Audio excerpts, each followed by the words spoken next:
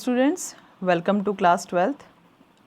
और जैसा कि आप सभी जानते हैं बच्चों, हम अपना 5th चैप्टर कंटिन्यू कर रहे थे और हमारा जो हिस्ट्री का 5th चैप्टर है जिसका नाम है यात्रियों के नज़रिए। तो चलिए बच्चों इसको स्टार्ट करते हैं। तो बच्चों, हमने अपनी लास्ट वीडियो में जो है इब्न बतूता जो एक महान दार्शनिक था उसके विषय में हमने उसकी यात्राओं की विशेषता की थी। तो आज का जो हमारा टॉपिक है, आज हम यहाँ से शुरू करते हैं। आज का हमारा टॉपिक है कि आज की तुलना में 14वीं शताब्दी में यात्राएं करना जो है कठिन और जोखिम भरा था, वो कैसे। तो ये हम पॉइंट्स के माध्यम से चलिए पढ़ते हैं।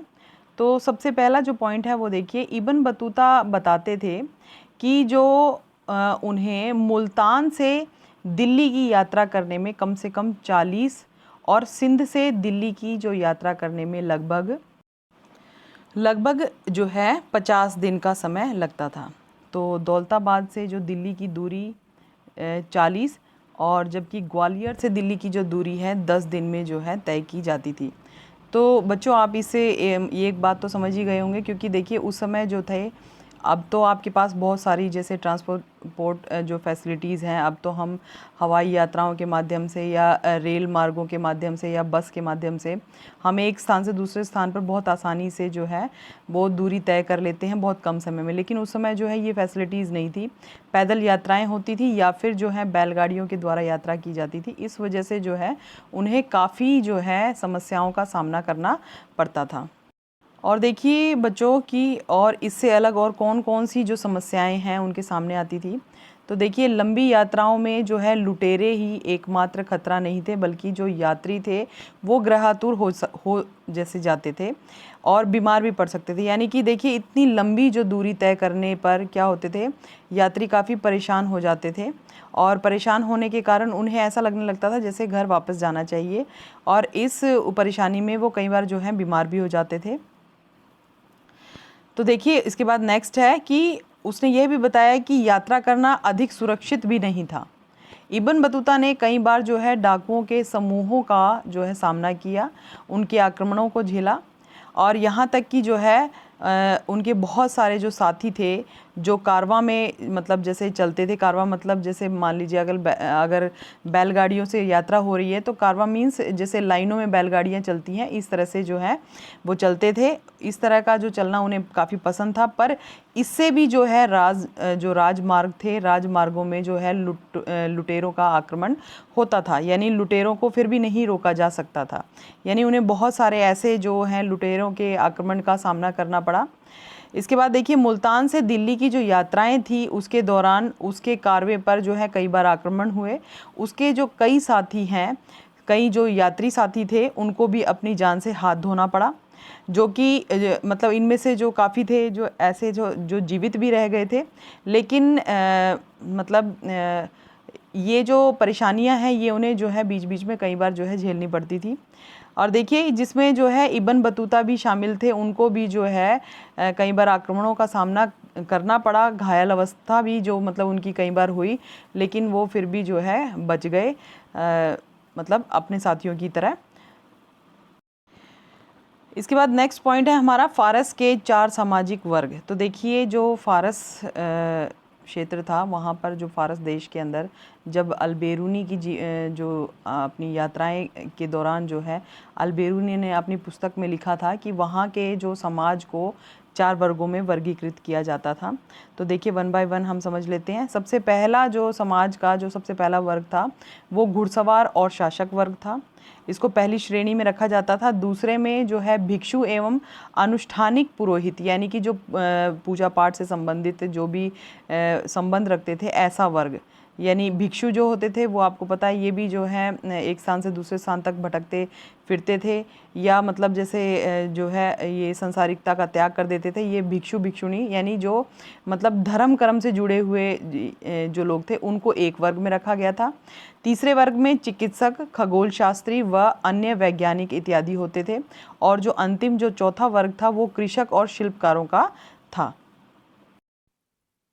इसके बाद देखिए बच्चों, कुछ ऐसे यात्री भी थे, अगर हम इतिहास को उठाकर देखें तो कुछ ऐसे यात्री भी थे जो दूसरे देशों से यात्राओं के मतलब उद्देश्य से आए थे, लेकिन जो है भारत में ही बस गए थे।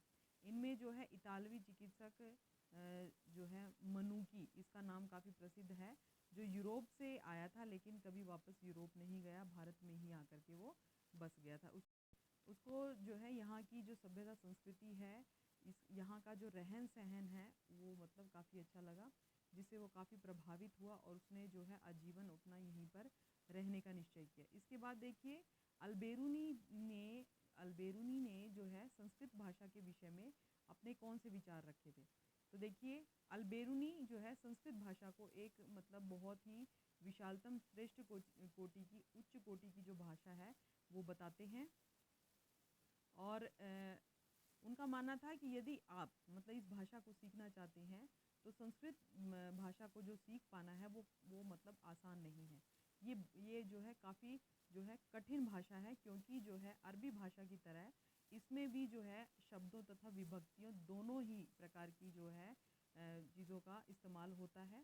और इस भाषा की जो पहुँच है वो काफ़ी विस्तृत है, यानी कि इसको समझना जो है जिसको मतलब अत्यधिक विस्तार से जो है यदि इसका ज्ञान है तो वही व्यक्ति जो है इस भाषा को समझ सकता है, सीख सकता है, ये उसका मानना था। उसके बाद देखिए इसमें जो है अल्बेरूनी जी ने जो है इसके विषय में बताते हुए कहा है कि इसमें जो है एक ही वस्तु के लिए कई शब्द, जैसे कि मूल तथा व्युत्पन्न शब्द, दोनों ही शब्दों का प्रयोग होता है, यानी कि एक शब्द के लिए दो प्रकार के जो है शब्दों का प्रयोग किया जाता है, प्रयुक्त होते हैं। और एक ही शब्द का जो प्रयोग है कई वस्तुओं के लिए भी किया जाता है, यानी कि जिन्हें हम भली भांति अगर हम जिन्हें समझने के लिए जो है विभिन्न जो है विशेष संकेत पदों के को मतलब समझना पहले बहुत ज़रूरी होता है। जो मतलब विशेष संकेत पदों को जिन व्यक्तियों को ये जो संकेत पद है इनका ज्ञान होता है वो आसानी से इस भाषा को समझ सकते हैं। तो अल्बेरूनी ने देखिए ये बहुत सारी जो विशेषताएं हैं संस्कृत भाषा के बारे में बताई थी। इसके बाद देखिए हमारा नेक्स्ट पॉइंट है कि भारत को समझने में बाधाएं, यानी जो अल्बेरूनी थे उनको भारत में जब वो भारत आए तो उनको मतलब भारत के विषय में, भारत की जो मतलब जो सामाजिक स्थिति है, जो राजनीतिक स्थिति है, या जो भी यहाँ के जो रीति रिवाज हैं, जो भी परंपराएं हैं, उनको समझने में किस तरह की जो बाधाएं आई इसके विषय में हम पढ़ेंगे। देखिए उसने कई अवरोधों अर्थात बाधाओं की चर्चा की है जो उसके अनुसार समझ में जो है बाधक थे, यानी कि उन्हें जो है बहुत सारी ऐसे विषय थे जिनको समझने में बाधा महसूस होती थी। सबसे पहले यहाँ जो है पॉइंट टू पॉइंट हम पढ़ते हैं। देखिए सबसे पहला जो पॉइंट है वो है भाषा। तो देखिए उसके अनुसार संस्कृत अरबी और फारसी से इतनी भिन्न थी कि विचारों और सिद्धांतों को एक भाषा से दूसरी भाषा में जो है अनुवादित करना आसान नहीं था। यानी कि इनका मानना था कि संस्कृत भाषा इतनी ज़्यादा कठिन थी कि उसको जो है अगर ट्रांसलेट किया जाए, उसका ट्रांसलेशन किया जाए तो अरबी और फ़ारसी में जो है उसको ट्रांसलेट कर पाना ये बहुत ज़्यादा जो है डिफ़िकल्ट था उनके लिए। इसके बाद नेक्स्ट पॉइंट है धार्मिक अवस्था और प्रथा में भिन्नताएं। तो देखिए इन समस्याओं की जानकारी होने पर भी जो अल्बेरूनी है लगभग पूरी तरह से भारतीय विद्वानों द्वारा रचित कृतियों पर आश्रित था। यानी कि देखिए जो धार्मिक अवस्थाएं थी, जो प्रथाएं थी समाज की, उसे बिल्कुल भी मतलब जो है समझने में बहुत ज़्यादा दिक्कत आ रही थी। उसके लिए वो जो भारतीय विद्वानों के द्वारा जो रचनाएं, जो कृतियां उन्होंने लिखी थी, यानी कि जो भी रचनाएं की हुई थी उनके माध्यम से उनको जो है उनकी सहायता से जो है उन्हें समझने के लिए जो वो विवश थे, यानी कि उन्हें उनकी सहायता लेनी पड़ती थी। देखिए उसने भारतीय समाज को समझने के लिए अक्सर वेदों, पुराणों, भगवत गीता, पतंजलि की कृतियां तथा मनुस्मृति आदि के जो अंश हैं उनको उद्धृत किए। यानी कि देखिए भारतीय समाज को समझने के लिए उसने यहाँ के रीति रिवाजों को, यहाँ की जो परंपराएं हैं उनको समझने के लिए इन्होंने जो है वेदों, पुराणों, भगवत गीता या मतलब बहुत सारी ऐसी कृतियां हैं जिनकी उन्होंने जो है अध्ययन किया, इस अध्ययन के बाद ही जो वो है इसको समझ पाए।